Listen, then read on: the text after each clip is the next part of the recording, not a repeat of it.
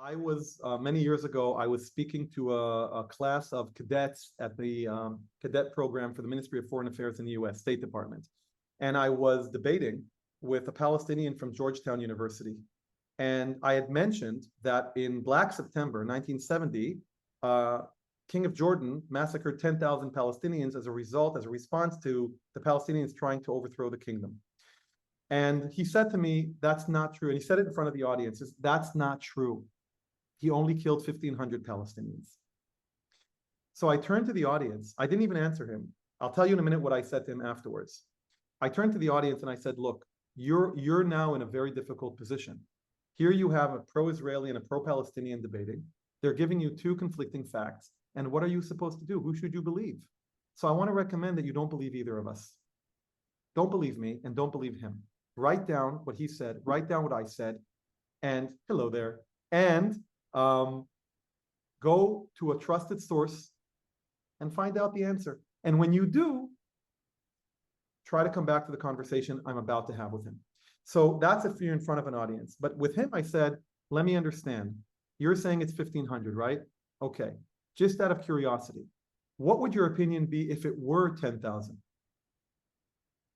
Would it change your opinion? If the number was 10,000, do you support what I just said?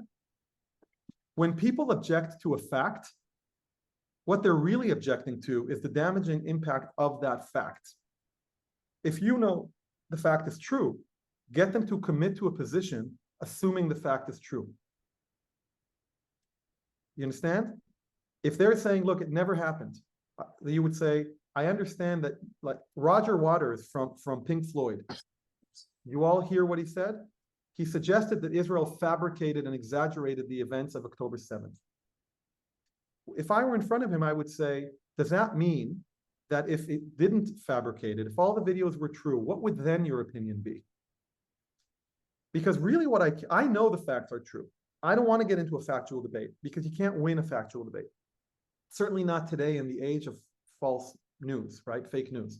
What you can do is get the person to commit to an opinion subject to a fact being true, and then say, look, I could go out and, I would say to them, I could go out and find the sources.